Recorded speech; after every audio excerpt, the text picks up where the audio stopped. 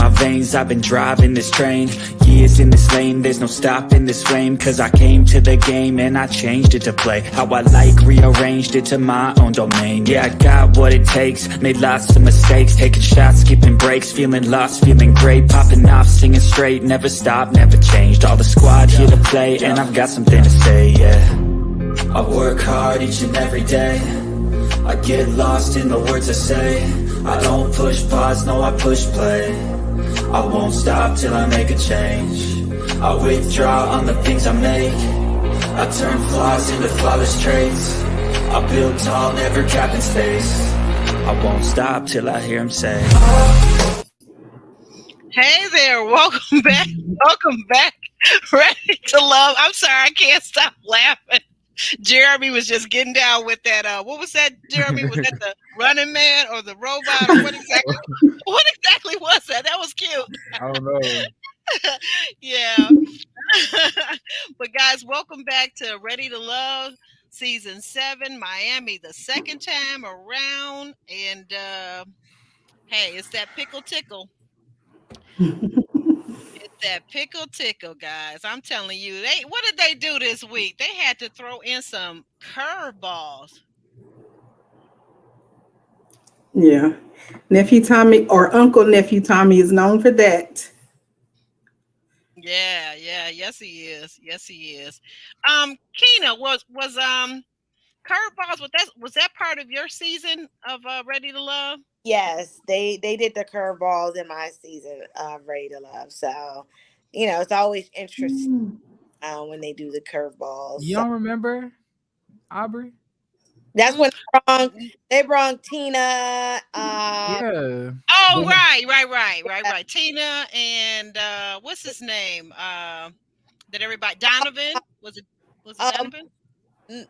Clifton, Donovan, and oh, my buddy, what's his name? Eric? No, oh my God, I'm having a brain freeze in this. See, now you're getting on me, Jeremy, about remembering it. She was actually in the show and she don't remember. We talk all the time and I can't even think of his name. The one with the cat. Remember he had the scene with the cat? He got kicked off. Oh yeah, I know who you're talking about. What's his name? What's his name, Jeremy? It begins with a C, right? Yes. I don't know why this is happening, but yeah, we had 3 curveballs. Oh, okay. I don't remember Clifton being a curveball. We had 4. We had 4 too. Sorry. Wait a minute. No, Clifton. Yeah, I was gonna say I thought Clifton was there opening day. No, he came. Okay. He had the date with AP. He had the date with AP. AP was a curveball, right. And it was Donovan. It was what's the girl that be with Joy all the time? Carmen. She was. I don't know why I thought her name was Cameron. No. So yeah, we definitely had curveballs. I am not saying a word. You thought her name was Cameron. Oh my Lord. Carmen, if you come in and watch this video, that was Jeremy. What's his name? Courtney? Courtney. Who's Courtney? Courtney? That's besides the point. Let's get into this episode. Yeah, let's go ahead and get into it. Okay, guys. We start with we open at the lunch. Nephew, uncle, cousin, best friend Tommy says 14 becomes 18, and the men have the power this week. Dre makes a beeline for new girl Cynthia. Janique is entertained by, I think his name is Landon, right? Is that the guy with the straight up hair, right? And with the roommate. And the new guy, Mark Anthony, charms Corvea. So what did you guys think so far of the new people that came in? You had Cynthia with the green dress that's getting a lot of play over on Instagram. Janique is a full-figured, beautiful lady, was being entertained by Landon, and she's very, comes across so far as very feminine. And Mark Anthony is charming Corvea. Anybody have any thoughts about these new people, the curveballs, as you call them? I really like Cynthia and Landon. I mean, not Landon, but Cynthia and Janique. I think Janique reminds me a lot of Vernisha from like the Houston season. Yeah, I can see that. Yes.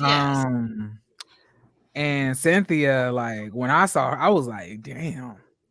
Yeah. I was like, my goodness. Yeah, she definitely was like a knockout. Like, woo. I was like, whoa, like she like that, and I'm like this. I think this cast, no offense to any other cast, I think this cast of women, I don't like this cast is really pretty. Like these girls are all like, even the one that they just sent home this episode, like she's gorgeous. I was like, this is crazy. It ain't like, you remember that first DC season? It was a little, it was a little shaky, Don't be shady. Don't be shady. I mean, but there's like these women on this season, they're not playing, like they look good. Yeah. Stay tuned reviews. He says Cynthia and Jonique were thicker than cold rotel dip. Had the type of physique that would make a brother rededicate his life to JESUS. Oh my Lord. I really like Cynthia. I really like Jonique. I think I like their personalities. I think Jonique, I'm surprised she's on a Ready to Love, honestly. That I'm surprised. It seems like I like her, but it seems like she could be on a different type of show, over Bachelorette. That, yeah, like a different type of show. Not even a Bachelor, like maybe like a Love and Hip Hop or something like that, because she's like more a little urban. She's really young in comparison to like the rest of the cast. I think she's only like 30. So that's kind of really young in comparison to the numbers in this cast. But I really do like her. I like her. Yeah. But I was a little confused though, because she's in Miami, she's from DC, she lives in Atlanta. It's a lot going on there. Wait a minute, which one, Cynthia or Jonique? Yeah. Oh, really? I didn't catch all that. Oh, so you were saying Jonique looked like she could be on Love and Hip Hop? Yeah, she's giving me like a more Love and Hip Hop vibe because she's younger, she's into the music thing, like it's just. Yeah. I'm surprised to see that she's on a Ready to Love, Me too. She seems more like industry based, but and she's really young. But I was a little like, how did she get casted in like Miami? Because she's from DC, she lives in Atlanta, she's in Miami, like she got a lot going on there. Yeah. And Mark Anthony. I like Mark Anthony. I thought Mark Anthony is cute. Yeah. I feel like maybe it's just me, but like Mark Anthony was just like, those people who like in their mind, they're more cuter than they are in real life.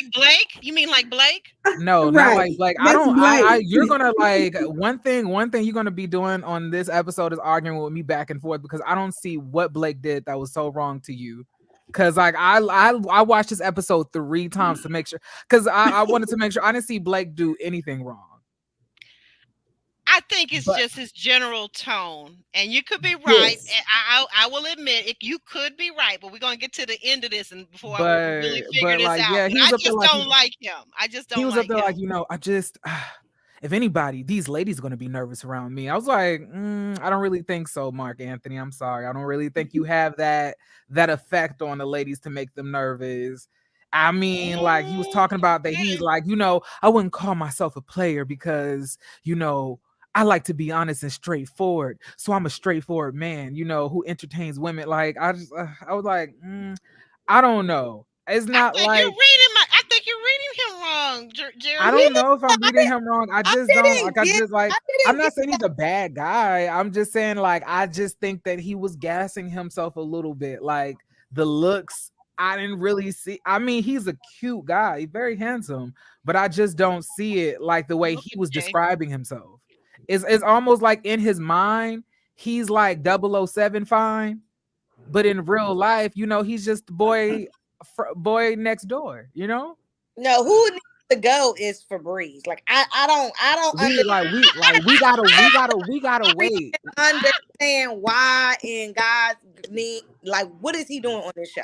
Like what the heck is he doing on this show? We talking about Febreze, but we need to talk about Andre, because that's actually on the whatchamacallit. Andre is a clown. Andre with that ponytail. Yeah, little twist. like that little bang that looked like the Tyler Perry play mic.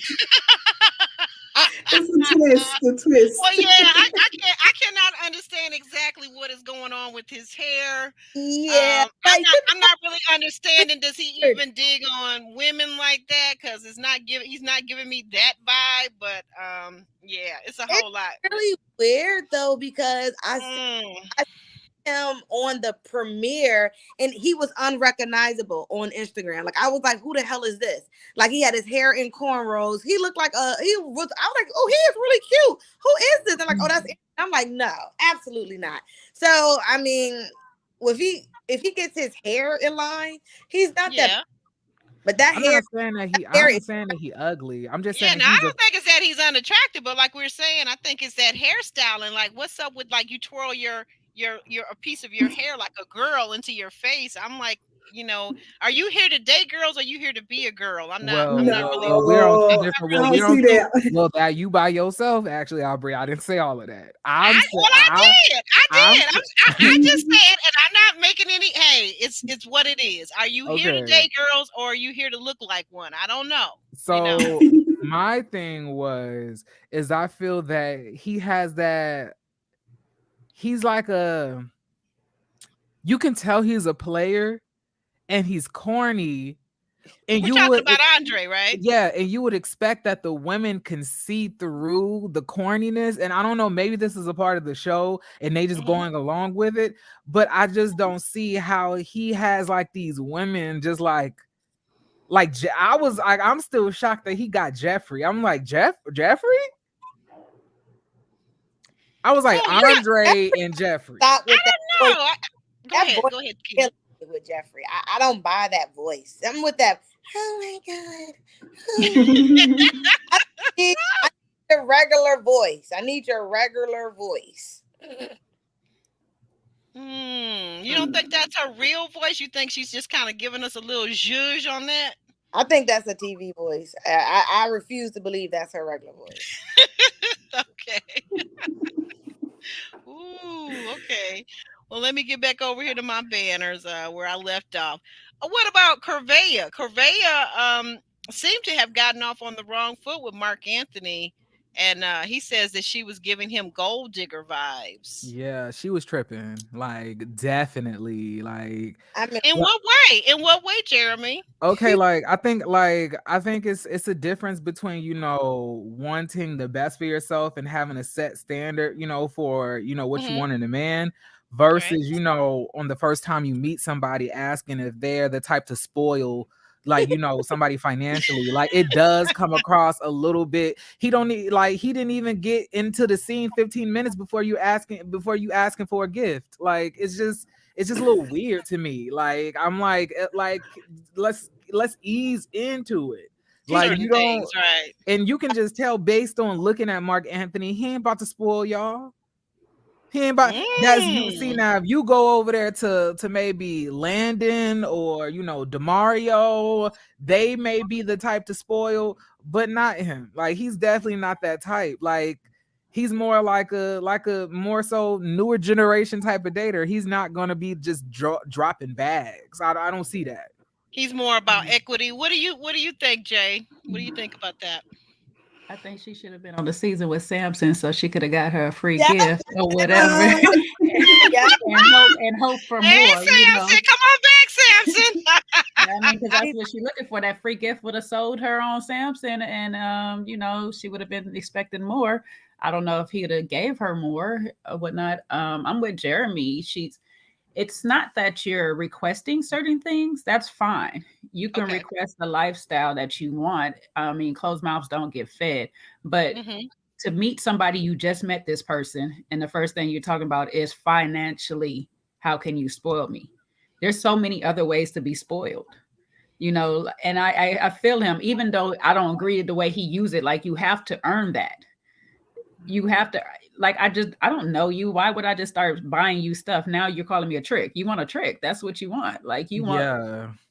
And like, that's a thing. Like, for example, like, why, like, of course you need to prove to me that you're worth me spoiling you. I'm not just about to automatically spoil you. That's stupid. Like, I was like, what man is doing this? I was like, no. It's like now we gassing it a lot. Like, let's calm down. Like, you know, talking about, yeah, so I gotta prove that I deserve to be spoiled. Yes. You gotta get a throat up maybe 5 times a week, a little bit. You gotta do something. You gotta prove that you deserve for me to drop bags on you. What are you talking about? I'm not just about to be dropping bags just simply because we're dating. That's stupid. Like, no, absolutely not. Yeah. She sound crazy. You say she sound crazy, huh? Yeah. I personally feel like, you know, Febreze might be a good match, long as she don't mind with that he gonna be doing XYZ and everything. Yeah, now he might be willing to spoil a young thing like Corvea, you know. But I don't see it. Is she willing to do all that it takes to get those gifts? And like, thinking of all the things that she said, she was like, she takes weekly yacht rides. She's doing this. She takes herself out to eat. She wants somebody to come sponsor all of those things that she's already doing. It's like, no, I'll come do those things with you. I'll treat you to some other things. But if you're already doing those things, what do I need to come and do it for? She's on the wrong show. Clearly, she has not watched the men in the show and know that these are not men that's going to be out here spoiling you. That is on Ready to Love. It's like wrong show, wrong set of men. Like, sorry. And then on top of that, like for Roro, for real, she's saying, I think Corveo's being honest in the same way Blake was. So why is that so bad? Blake ain't asking for the women to drop their wallets. That's what the difference is. Like, it's the difference between you being honest and then you're telling me that in order for me to date you, I have to spend all my money on you and spoil you. Like, what do I get out of that? And then she's gonna talk about, like, you know, I'm a bombshell. Like, you know, girl, all of these women are bombshells. What are you talking about? Like, do you not see everybody around you? All and not only that, baddies. And not only that, but I'm not gonna hold you. You're not the top, like, you know, bombshell of this group or this pack. No, you know, like, so you definitely need to take it down a couple of notches because it's not giving what you think it's giving. It's like sound effect. That is funny. You know, Jeremy, all I'll say is that she fishing like Febreze. They just go put it out there, and if you catch what they selling, I like, you know, I never couldn't be me. Like, that would have turned me off. I was like, ugh. I didn't like, see you. I'm sorry.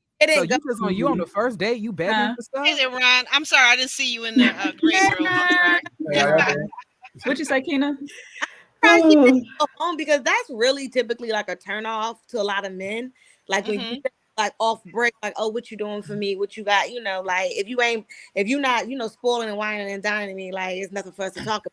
Like that really turns men off because it's like, hold up, sweetheart, like who are you? You know, like I mean, it was very rude a little bit, but a lot of girls that think that they high value, that's how they come off. So I guess this is what she do. So and it's a certain way to talk to men, to ask certain things. Like, instead of saying that, I would have been like, so when you're dating, like, how often do you do you do just like special things, like for the person that you're dating, like, you know, just take them on a surprise date or do something. That way you would have gauged what he does, and that would have given you the answer, rather than being like, so are you gonna spoil me? Like, girl, what are you talking? I don't even know you.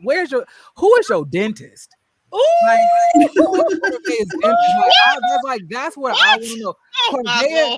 Corvea's teeth are so shiny, white, and strong. Like, I just like. What's wrong with them being shiny, white, and strong? Isn't that what the way they're supposed to be? That's why he asking for the dentist. Is wrong. I'm just saying, like she's 65% teeth. Like, it's just so much. Like, she was just doing too much this episode. She was being real. That's the real Miami right there. And that last Miami series was like Miami/DC. The real Miami is that.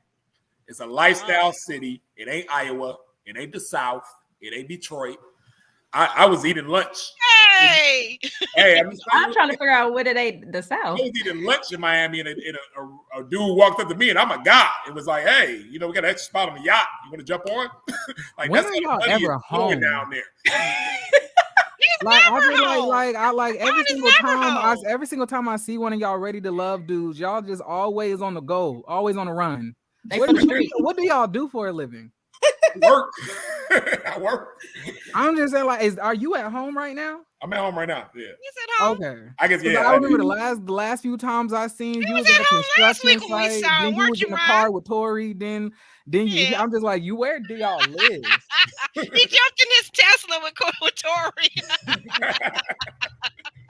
Hey, well, anyway, so part of that was finishing up on that banner was.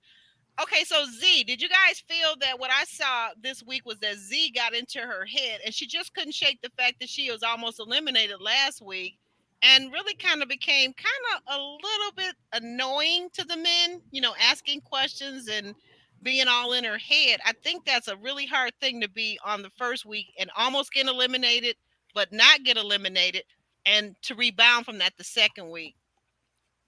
Any thoughts on that? Yeah, Z just wasn't a good fit for this show. But that's weird to me. Like, you sign up for a show and then you're not prepared for the process. Like, what did you think was gonna happen? But what I was so confused by was that the man was saying, what happened to the Z last week? The spunky Z, the Z that was open, the Z that was talking to somebody. Y'all didn't like that damn Z. Y'all was about to send that Z home. So that Z is on vacation. Well, this is the Z y'all got now, because she obviously what she was giving y'all didn't like it, and y'all not being forthcoming and telling her what it is that she needs to work on. Like, I didn't have an issue with Z asking the men what, who or what, potentially could have sent her home, because if I just continue to do the same thing without knowing what I did, I'm gonna end up in the same place anyway. It was and it's kind of awkward after you have me up for elimination to then just throw me back to men who I don't know whether they wanted to send me home or not. It's very awkward. It's an awkward situation, Yeah, especially as a woman. You're right. You can't ask the men though why they sent you home. You can't. I'm just saying, for example, when the men are in the what do you call it, the men's lounge or whatever, yes. They say that they say things that Z needs to work on, or things that Z needs to do better, or things that they need to do to connect better with Z, but they're not telling Z these things. So how is Z going to change the things that she's doing so she could better connect with them if she don't know? I'm just saying, suppose you up for elimination because whatever they didn't like what you did in your introduction, and then you come back the next episode because they saved you, but now you're trying to figure out, well, did I say something wrong? Am I approaching them the wrong way? How can I make a stronger connection to these people? Now, I do agree. Well, I do think that she was kind of badgering the men a lot when she was like, okay, so who sent me home? Okay, so can't do that. Which one of y'all? Right.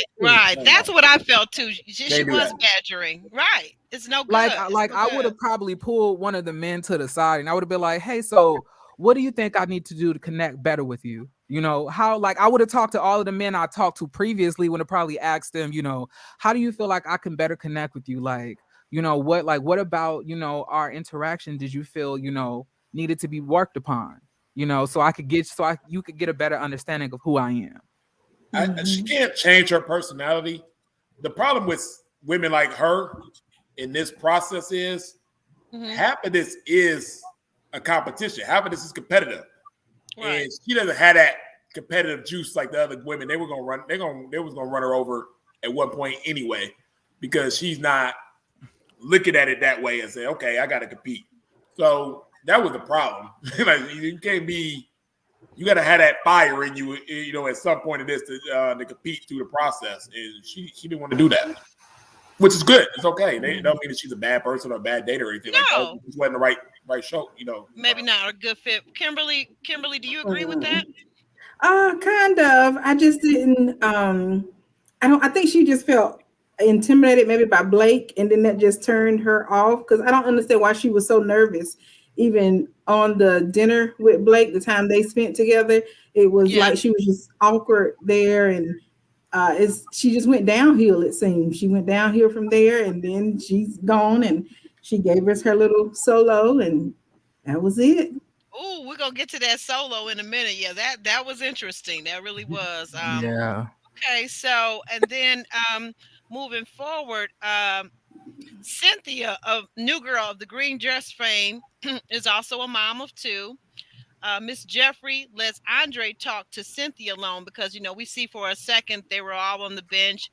Andre was flanked by Jeffrey on his one hand side and Cynthia on the other side. And I guess Jeffrey said, well, if it's meant to be, it'll be. I'm going to go on and let him talk to the new girl, Cynthia, who's, quite gorgeous.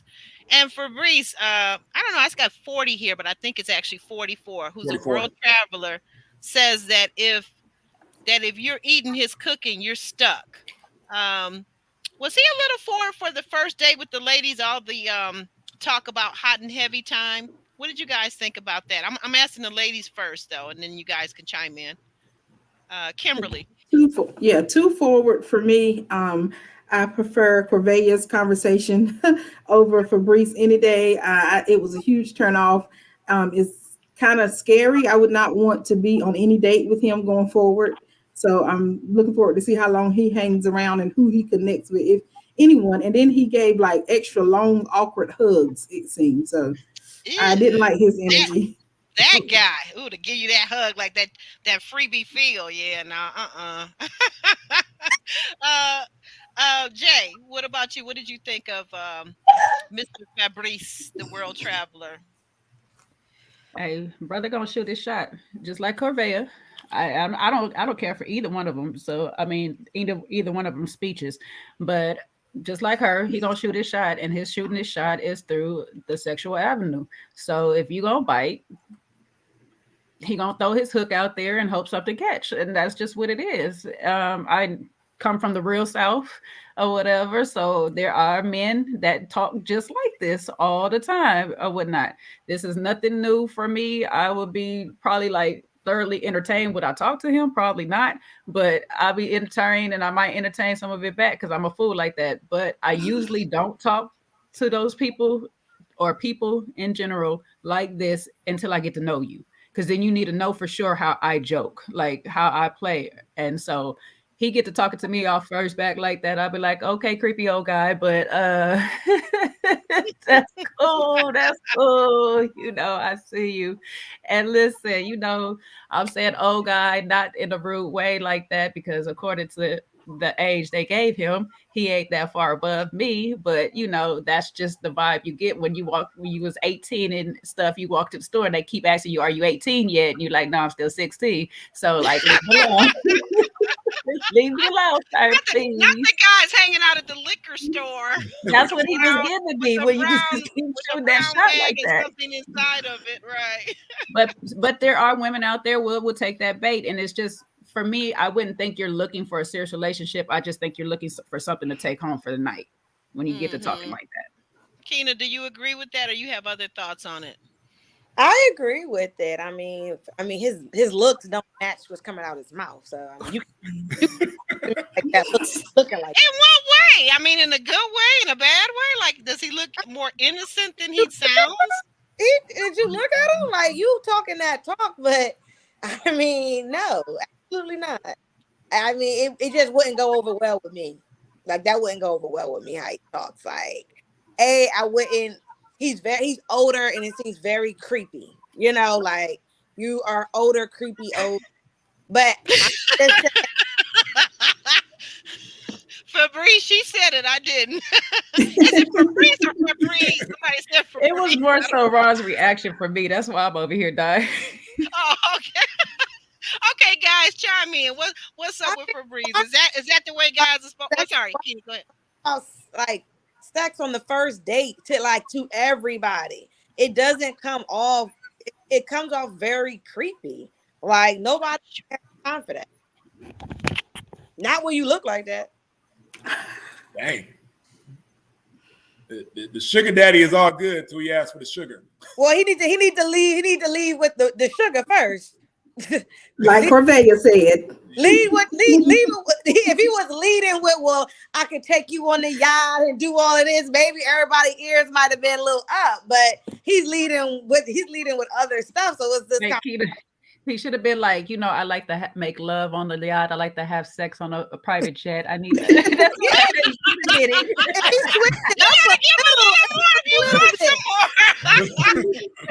Dating is a give and take proposition. But we see them do the old guys like this every single season. The guy in Houston, he was kind of Troy like that, but Troy's not like that. Troy. So, you know what I mean? They want to play that old creepy man thing, but that's not his personality. They did my man on season 2 from Detroit, the older guy. Remember he missed the litmus test? Terry? Who? Remember Terry on season 2 for Atlanta? Mm-hmm. When he called the girl, it was like, if you said my name in pleasure. Wait a minute, that wasn't the pastor, was it? No, that was the guy from Detroit in Atlanta in season 2. The older guy. I gotta go back and look at that. Okay. Yeah, Terry with the glasses. So yeah, they done this role before to these older guys to make them seem like they. But I think too, if you're an older guy on the set and men are very competitive, and you look at a bunch of young pretty boys around, you got to find your angle. And I think a lot of them don't want to be put in the friend zone. So they over-sexualize a lot of the conversation and kind of let the women know that, hey, I'm here to play too. I might not be as young and as polished some of them younger dudes over there, but I still don't put me in the friend zone. I still got some sexuality to me too. So I think they that's the mentality and they overdo it. I don't believe that man is 44.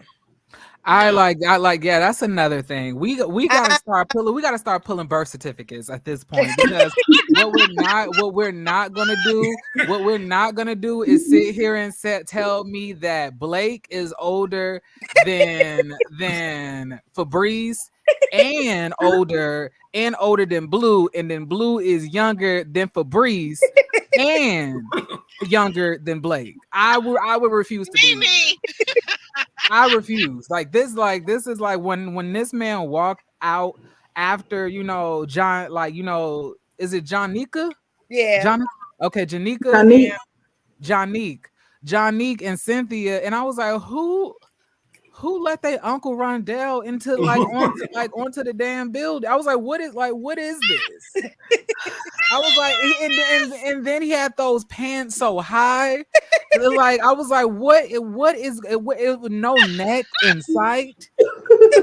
His neck was compressed, his shoulders were too close to his ears. It was just, he just looked old and creepy. And then he just started like, oh yes, because I'm from Haiti. I was like, yeah, if this is what Haiti has to offer. No, Jeremy, you gotta say it right. He is from Haiti, who lived in France, that is also from the Caribbean. You got to make sure you get it all so you know. Yeah. And then he was just talking so nasty, and I was like, yeah. I was like, it's clear that they don't want nobody to find love on this show. I've been saying that for the longest. This show is not for love. Like, when they brought on Fabrice, they knew exactly what they were doing. Like, they needed somebody to come in and be comedic relief. First of all, Jeremy, Fabrice's thought is him and swirly curl.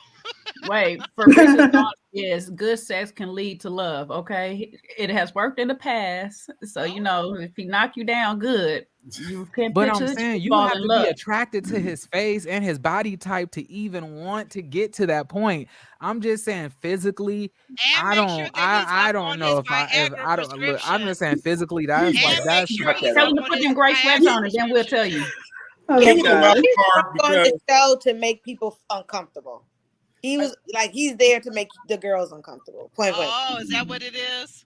Yeah. Just tell him to put on the gray sweats and we'll let you know, Jeremy. I don't think it's that. I just think that I didn't see the fit there. I don't think he's dating. He's traveled around the world and stuff like that. I don't know if he dated black women of this caliber and type before. So they throw you on here, you come on a little nervous. You talk to him like you might talk to another woman of a different race. That's what I was just thinking too. I think that sometimes people are so international, they forget how their own community operates, and especially and this show, because it's niche into the black market here. Yes, absolutely. Can I bring up one thing? Yeah.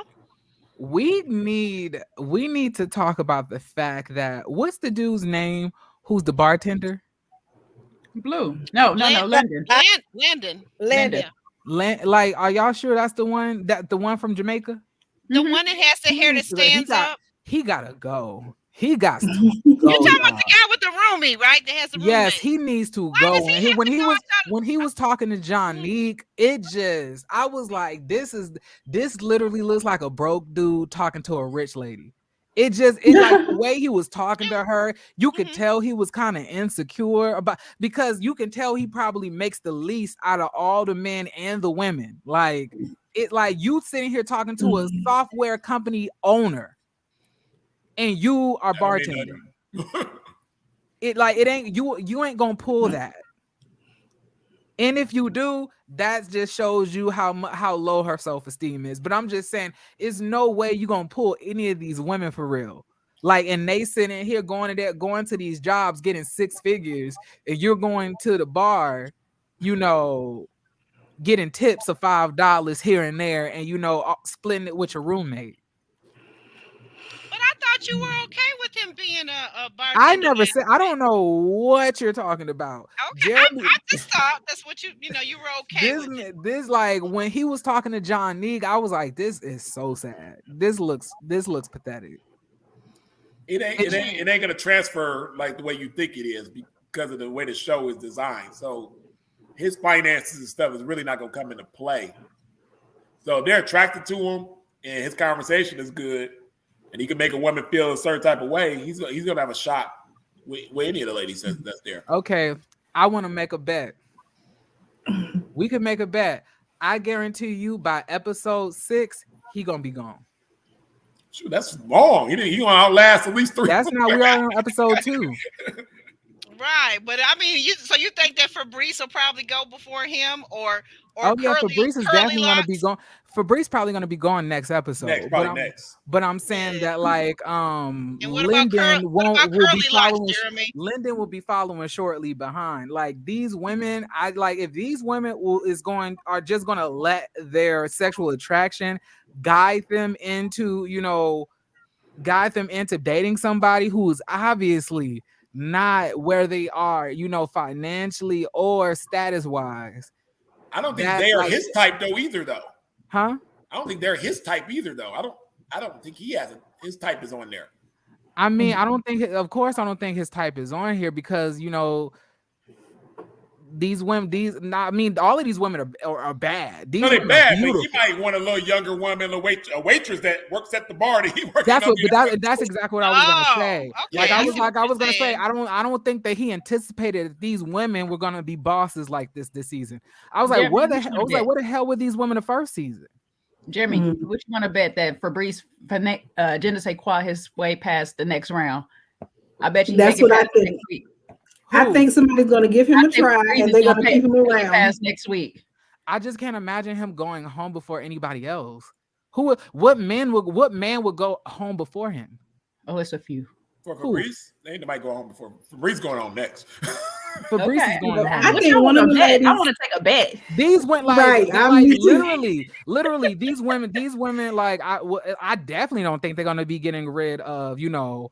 They're not going to be getting rid of Andre, shockingly. I thought Andre was going to be gone quick, but apparently he got some type of, smooth talking going on. Like, I don't think they're going to be getting rid of the green-eyed one.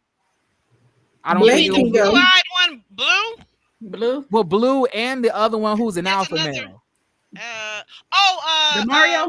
Yeah, they're not about to go anywhere. I like DeMarco. Huh? I like DeMario too, and I like Blue. Yeah, so I don't think Blake ain't going nowhere. Blake ain't going nowhere either. He's entertainment. But nobody want to take this bet. I'm just saying. I personally do not have an issue with Blake. I think Blake. I have not saw anything wrong that he's done yet.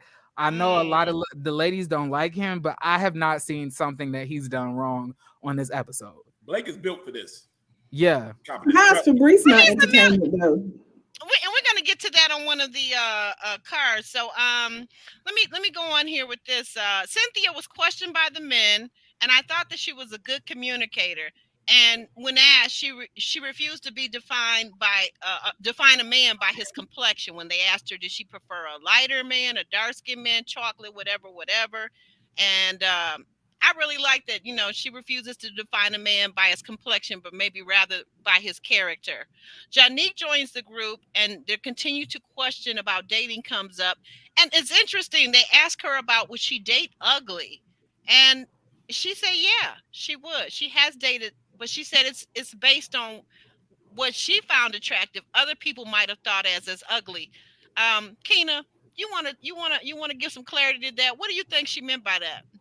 I liked her answer. I like how she answered that, because it's true. Like, what I might find, attractive, another person might not. So like, and she's like she said, she doesn't want to date a man that everybody wants. She want to date someone that, feel on that. Like, the most attractive guy in the room, like everybody's looking at your man when he walk in the room. Like, some women don't want that type of attention on their man. So, she's like, no, I don't need to date somebody like that. I will date somebody, that's okay for me, or not attractive, but they got little things that are cute and have grown on me. So I liked how she answered that. Yeah, I thought so too. Did Jeremy, did you understand the concept of what she was saying? Did you agree or disagree? Oh yeah, but I think women do that all the time. They date people that are not sexually attractive because they like the person. That's what she was basically saying. Like, they may not be sexually attractive. What? I said if they wallet match. I can't hear you. I said if they wallet matches. Well, not all the time. I don't feel like that. I don't feel like it's like that. I feel like, it a lot of times, depending on how he makes her feel, just like you were saying, just like depending on how he makes them feel, even though he broke, and he a bartender, just like the same way could be, for the looks. I feel like it depends on, how you make a woman. I've seen a lot of pretty women with ugly dudes. For example, broke ugly. They probably got that wallet. Broken ugly? You ain't seen broken ugly with them pretty. Trust me. Right. I've been all around the world. I ain't seen it yet. Broke and ugly, huh? I ain't seen it yet. With a pretty woman, I ain't seen it yet. I have not seen it one time. And I've been everywhere. Wow. Yeah, you do be everywhere. Yeah, I ain't seen it once. So you gotta, that ain't. They'll do a broke. Ugly dude. You be broke all the time. You see them big, fat, ugly dudes and stuff that be spending that cash. And them women be, they'll keep a wad like this big on them and stuff. They be shoving it out, but you can't be broke. But so I just thought it was a weird question to pose to Cynthia about, so what's your type, at a table full of dudes. I was like, that's kind of intimidating to ask somebody right now. And then who at this table is your type? Why are you saying, why would you try to make me answer that? So I could go home next episode? Absolutely not. And I love the way Cynthia was able to maneuver her way up out of that question. I was like, Andre is manipulative, and Andre was trying to set her up so he could only talk to her. So he can be the only one interested in her. That's what he wanted. Oh wow. I didn't look at it like that. You may have a point. Kim, what were your thoughts about it? I'm funny. I'm in these comments, and I can see broke ugly with some good peen, as someone said in the comment section. I see that happen a lot. Not the good peen and the good eggs. Okay, now, okay. But you said what? I said, how you get in? You got to get in. You can't get. You got to get in before you show the peen. So. I guess so. You always got those gray sweats that all the men are wearing. Ain't no good-looking woman gets looking past ugly and broke at somebody's sweatpants. He would have to spend some money to get in, show that he had good peen, then went broke, and then she might stay with him. Maybe something like that. Oh, Lord. Go ahead, Kimberly. Did we cut you off? I'm sorry. I know it's a good debate. I don't know. So I forgot where we were in the flashcards, but the conversations Oh, in the right, chat right, is right. pretty funny. Oh my goodness, yeah. I was just saying, this was where we were, but we're about to move on. Just the question about dating ugly, does that work for women, and why it works for women and maybe not men? I think an interesting concept, and I'm just going to throw this out here. It's going to probably be a unpopular opinion, but I think in other communities outside the African American community, I think other communities men do date. And I don't like using the term ugly, but I'll Right. say just a plainer looking woman. They will marry a plainer looking woman because I think that other men outside of our African American community find that they're really looking more also at character, loyalty, who's going to be in marriage for the long term, because marriage is also a financial arrangement and it's expensive to get divorces, right? It's expensive in an emotional sense to get divorces if you've had children and now you're breaking up a whole family. So I've been out and I've seen, like, in grocery stores and shopping and different places where you'll see a handsome Caucasian man and he'll be with a rather plain Caucasian woman. Let So me give you the real on that. I'm about to okay, break the internet right now because I know all right, I break know the a lot of internet. Caucasian men. Okay, And okay. when you see that Caucasian man, he looks Mm-hmm. good and has a great job and stuff, with that plain or ugly Caucasian woman, Plain, we'll say plain. plain, the part that you're not factoring in and you don't see because we're black and we're not programmed to think like that is, Mm-hmm. he didn't marry her for her. He married her for her daddy. Her damn near daddy probably owned damn Walgreens or something. He like, soon as I didn't rescue the genetics and got the daughter of the guy that runs Walgreens, and I'm about to retire at 50 and sit back and into my kingdom that's coming to me and stuff. Now Them guys look at the woman's fathers because you you got to have understand, a a lot point of white women have fathers that are rich, and we don't have that necessarily in our community. in our community, Yeah, right? so they'll definitely date down in order to get into the right family. It's still dating up to them. So That's a very interesting point. I see where you're going with that. I I see it do all see the where time. you're I see it all going. the time. I got friends that gets waiting for the granddad to die. They about to Oh be my filthy Lord. rich. Keena, what you over there laughing about? What's going through your head? Is heck. Well, I need to open up my horizon then. I've been trying to tell you ladies that what I've been saying since day one. One of these days, sisters gonna learn. They're gonna learn, but hey, who am I to say? Let's see. Cynthia gives a great explanation of Black women walking in femininity and leadership. And by that, I'm talking about, I forget who she was exactly having this conversation with. I think it might have been at the larger table with all of the men as they were meeting the new women.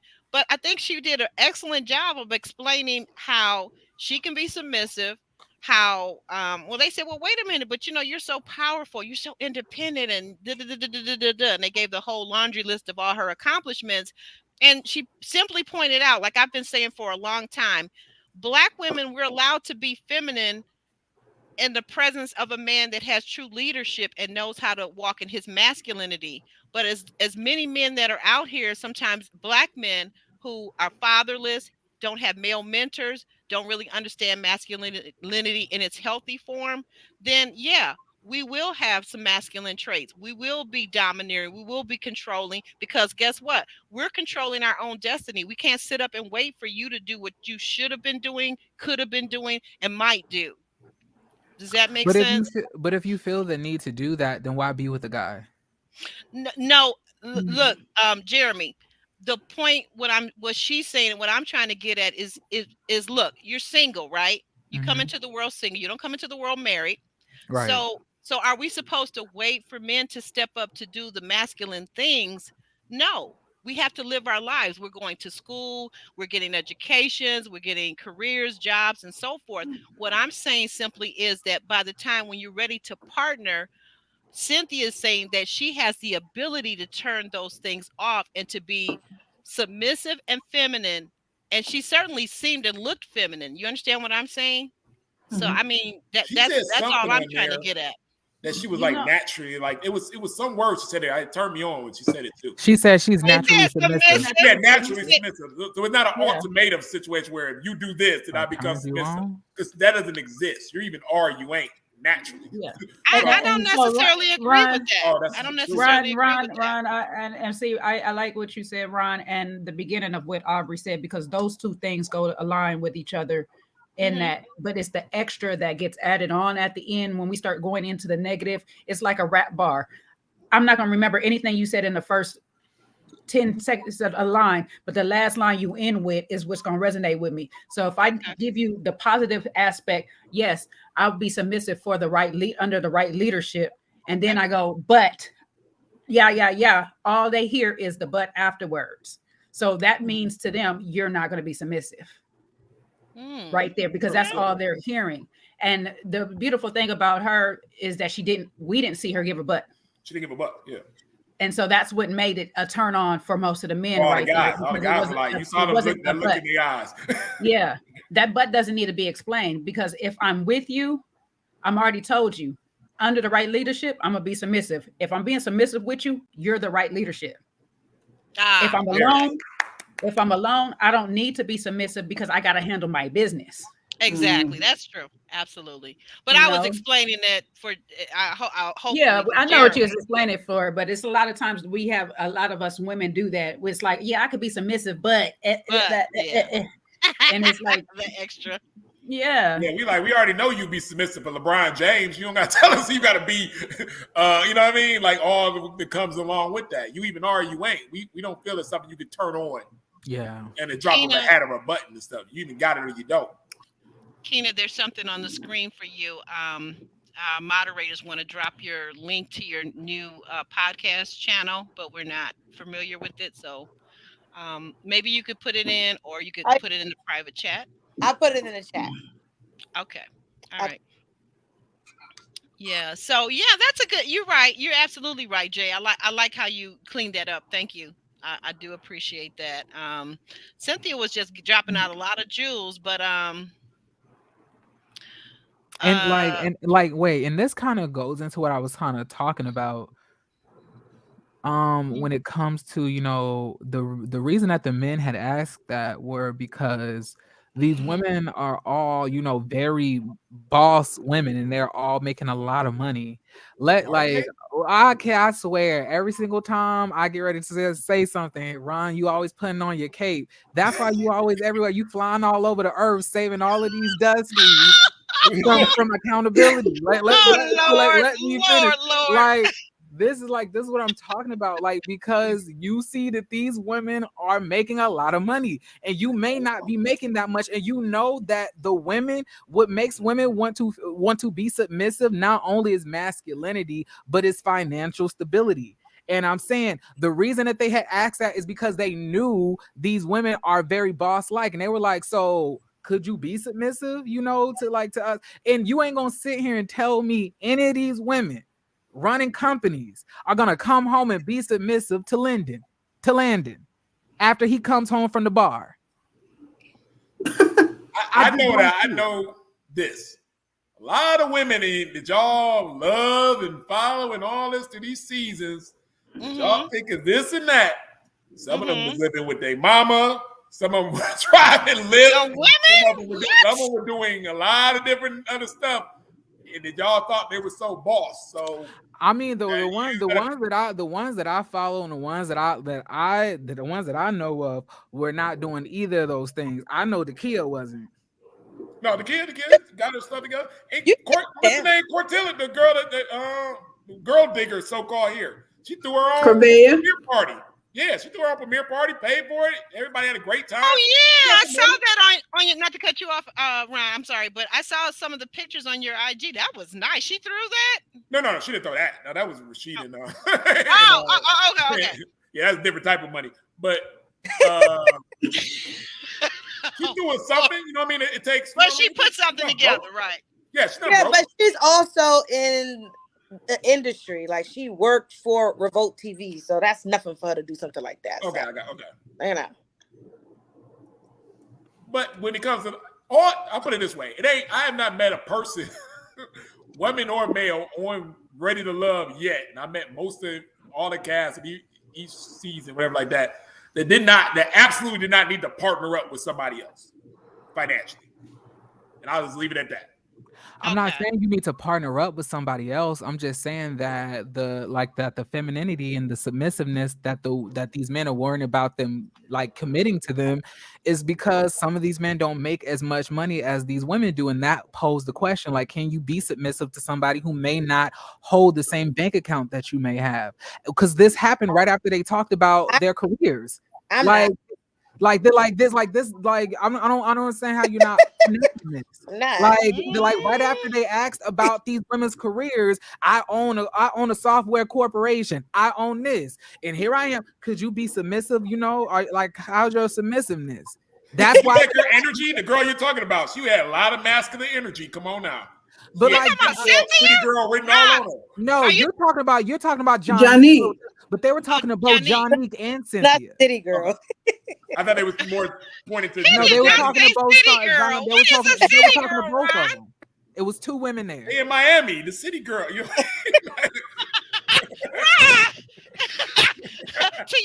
more mature, you gotta break down what is a city girl. She's only 30, so she's still young. She still got a little. Who's 30? That bad. Yeah, you know what I mean? Wait, who's 30? Johnny, the software engineer owner, you so-called, is so rich. I'm sorry. I need to see the driver's license, security card, birth certificate. Yeah, she's only 30. Tax returns. Do you need tax returns too? Like these ages ain't adding up. Like ain't no way me and Janique are the same. I'm just because like people are now they're getting so bold that they're like acting like they're just exiting their 20s. Like me and you are not. You and Janique are the same age? What? And then somebody said Cynthia's in her early 20s. Now Cynthia is bad. She look good. Which one? That's the baby girl give me 39, 41. How old is she? What? Cynthia, the one in the green dress. She's how old? That's like I thought Keena said that she was like in her early 30s. No, I said Janique was 30. Oh, okay. I was like, because I thought Cynthia was giving me a strong 39, 40. No, that old? Yeah, like she looks much. Like just because you look your age does not mean you look bad. She don't look like she's in her early or mid 30s to me.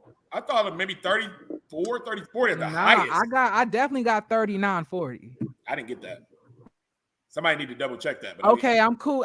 So I'm not wrong. She's 37. 37? Okay. Yeah. Who's 37? Oh, Cynthia. I was like, Cynthia looks like she's approaching 40. And now she's 37, 2 kids.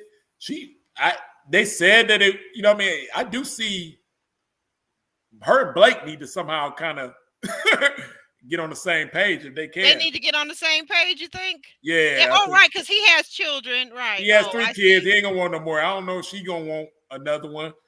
And the age makes sense. The looks make sense. You know what I mean? It makes a little sense. Yeah, they would make a really beautiful couple. They would. It'd be right. I fucks with Blake. I mean, I'm sorry. They would make a beautiful baby. I mess with Blake.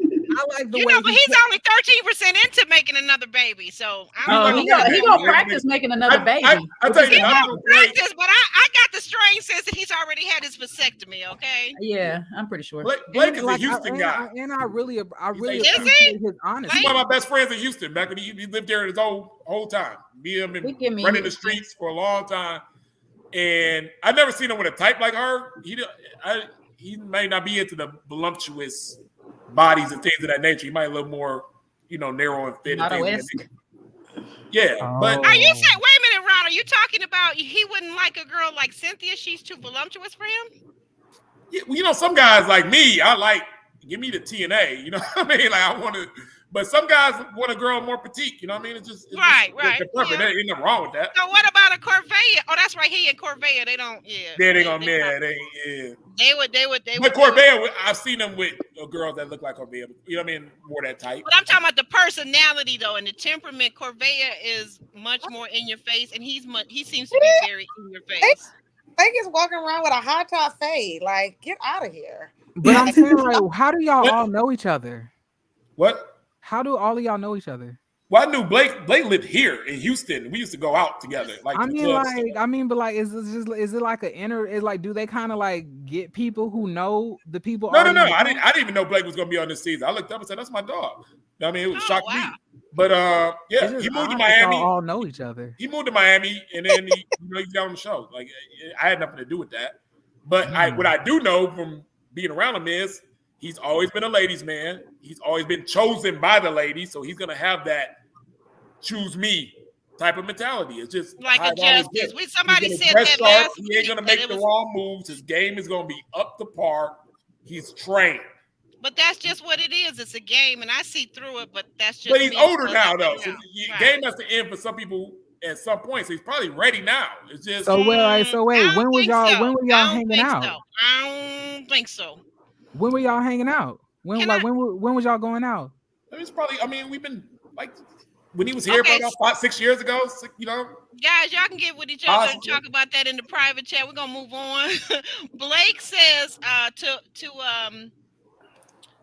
Z. So Z goes on a date, and Blake wants to know who is she, and he's just giving me justice vibes. And this is where I was telling you, Jeremy, I didn't even like Blake. I mean, like.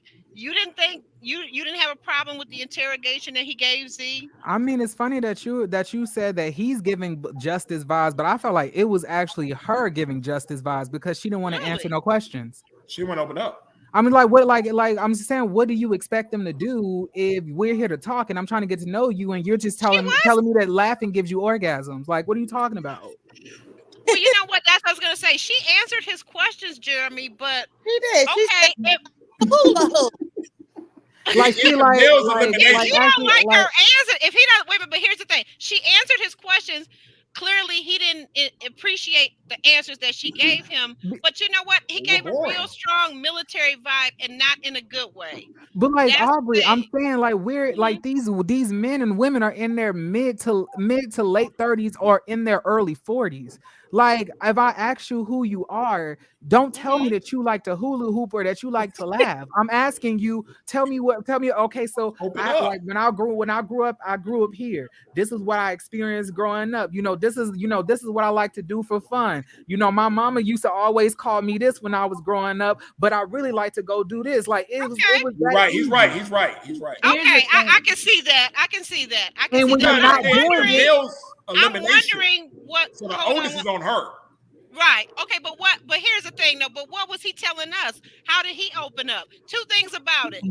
How did he open up? We saw him doing all the questioning, and I don't know if this is a trick of editing that she talked and asked him questions, but did she? Because we didn't see anything. And then my other question is, like, is she like this with the other men? Because he has a very unique military approach. And every woman, and I got friends that are married to top of the line military men. Every woman doesn't want to be handled that way. And I have a very good girlfriend of mine whose husband is former Marine. And she used to tell him, you're not my drill sergeant. So sometimes you have to be just in the face with this military man because his stance was not very, although it's masculine, but then there's a masculine in how masculinity approaches femininity. And this is the problem that Black women are having a lot of times with Black men that are toxic masculinity.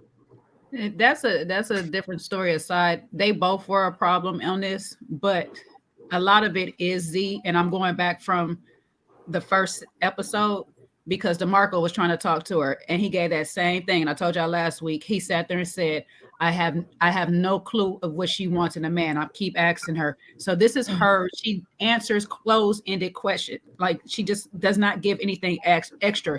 And if you notice, they do this like every season where they give 2 dates and they give you a contrast of them both. Okay.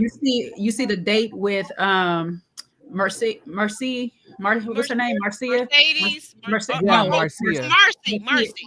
Marcy and Tony. Okay. When in the restaurant.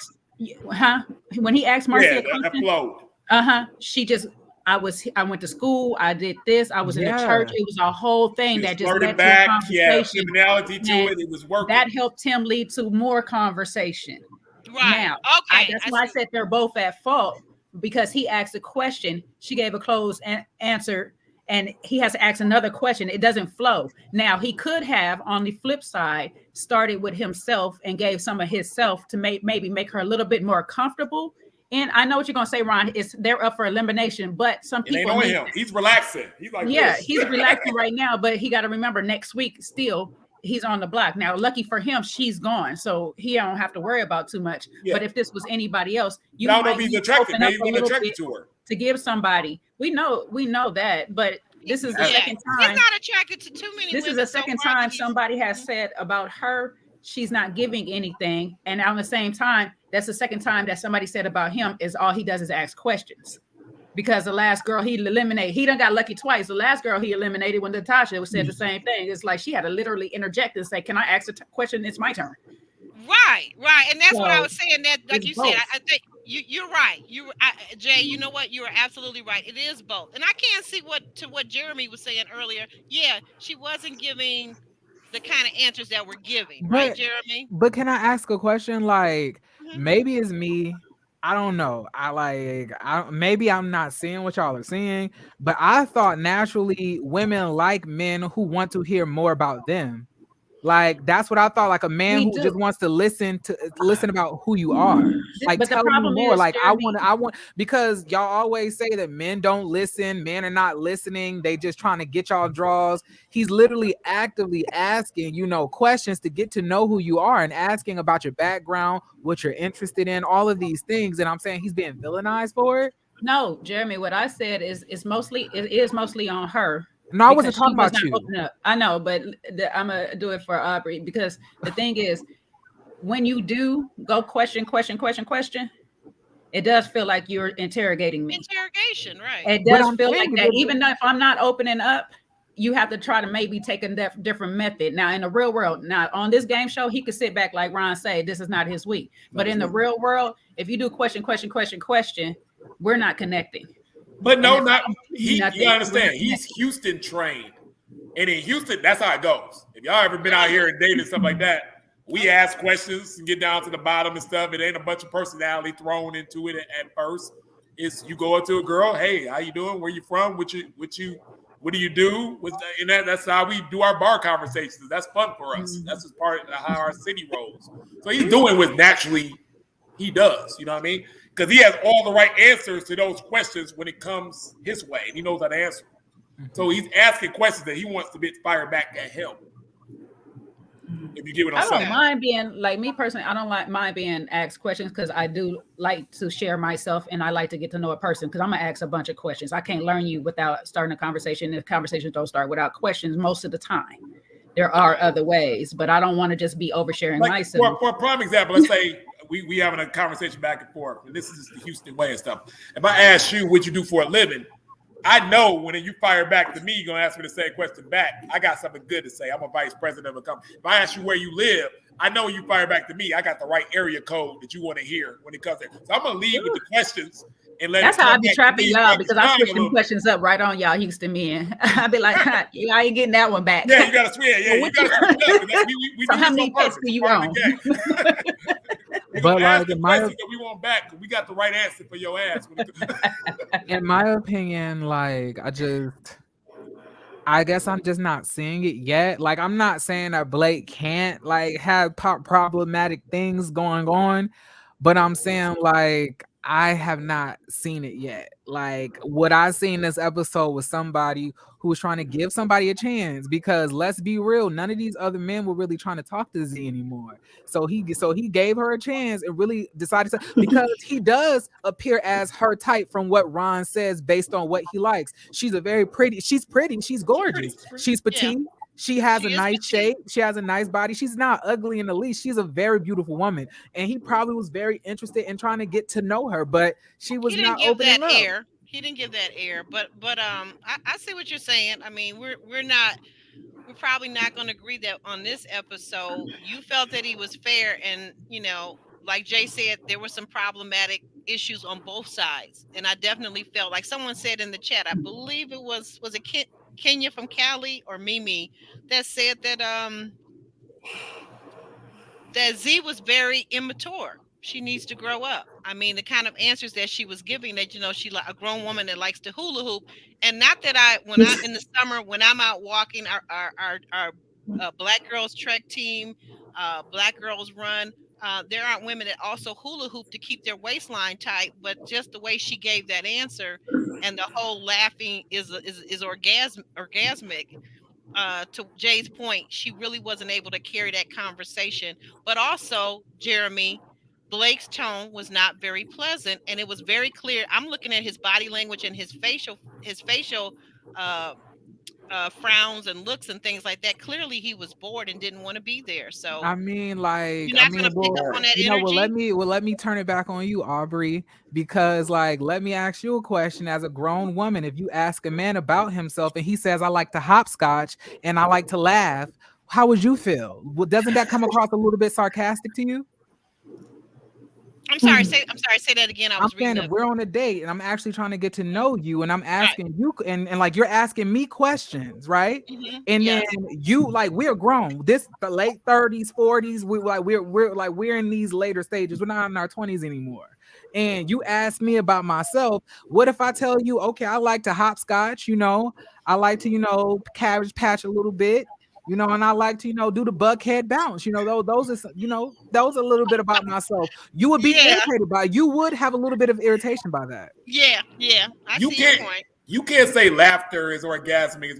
A girl did this to me this week. She was like, I was like, "What you like?" She's like, "I love to laugh. That's my thing," or whatever like that. But laughter is so comedy. Laughter is so subjective. Right? Yeah. So it just threw me all off. Like, do I take you to a comedy show? Nah, I don't like that person. Or do you just want me? I can be funny in my own way. It might not be funny to you. So now you didn't threw me in a whole. You gave me no direction. I feel like Blake was like, okay, so is she just playing with me? Is she not actually interested in actually like talking? Like, because as soon as she said that hula hoop stuff, I was like, it's a wrap for her. She going home. I was like, you talking about hula hooping, girl? Like, what are you talking about? Like, that's not what he meant by tell me about yourself. Like, yeah, he wanted to get bored. You weren't interested in him. Or Keena, okay, all right. She has to leave. All right, bye, beauty. Shoot, I gotta go too. I gotta like me too. Oh, wait a minute now, doggone it. We got a couple more. Just give me a couple more. No, I really do have to. Yeah. Okay, you're right. Jeremy, you're right. Okay. All right. Much love to all you guys. Thank you guys so much. We got just a couple more cards. Jeremy gonna talk all over the card and all out of off the topic. Okay. I need one more, but I gotta. Just give me a second. Just give me a second. Okay. Just give me 1 second. Let's just get to the finale. Men's Lounge.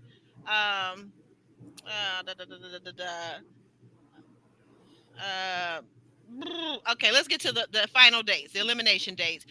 Blake meets up with Z once again for a date, and Corvea meets up with Landon.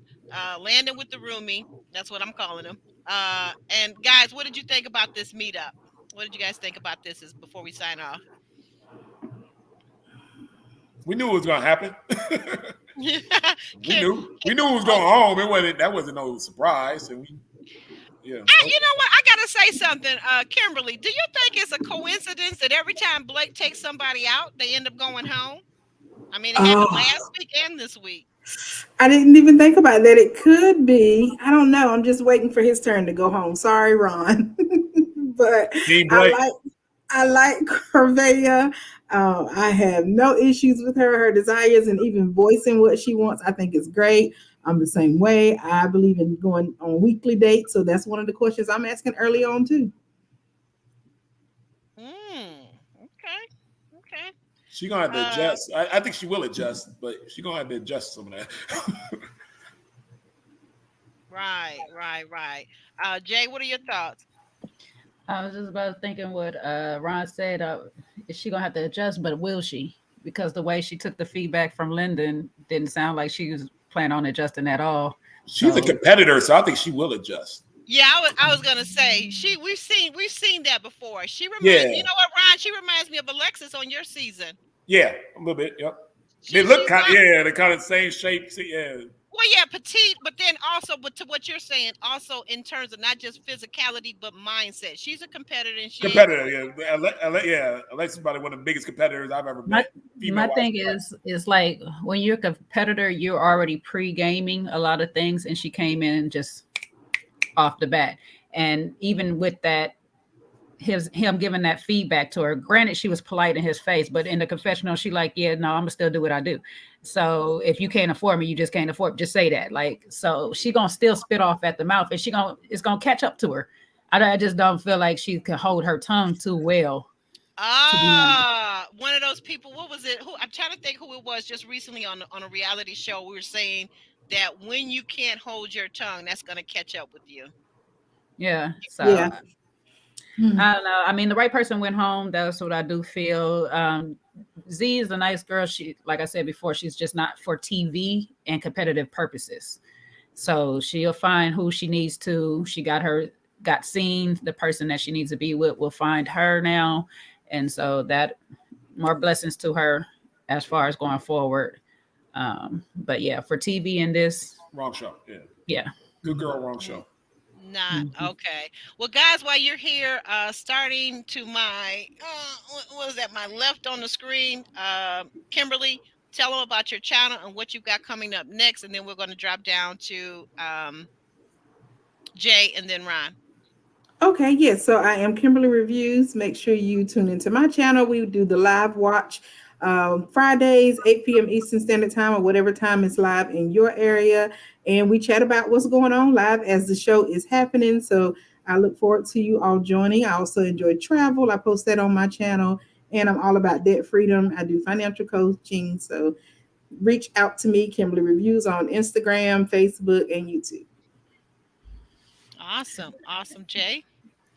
Hey, I'm Jay from Another Round, JS. You can find me over there. We'll be back with our Preparing for Love. So we'll be getting to know people from the cast and as well as others, learning through experiences, not from the show, but in real life, getting to know the cast as well and their everyday life, a different side from the edited version of them, just having fun and all that, as well as other reviews on other shows and things. We'll be getting back into that, dropping it more, of course, this show as well. Awesome. And Ron, tell us about where people can find you. You can hit me up on Instagram. Ron got to go because Ron don't work tomorrow. And it's J15. Shout out to the AKA. So I'm about to go see some. And if you are one, get in my DM. No, I'm about to go see some. Oh my goodness. Ron, what are you doing? I'm like Jeremy. Okay, guys. Well, go ahead. Let's gonna be there. What they gotta be like. Guys, all right. Well, guys, to our audience, have a wonderful MLK weekend. Tomorrow, the actual holiday. Celebrate, serve somebody, rest up, do whatever it is you got to do. If you got to work with a smile. We love you guys for being here. We want to thank our moderators extraordinaire, Ellen V and Monique King. You're the greatest. You're the best. Love you guys, and we're out.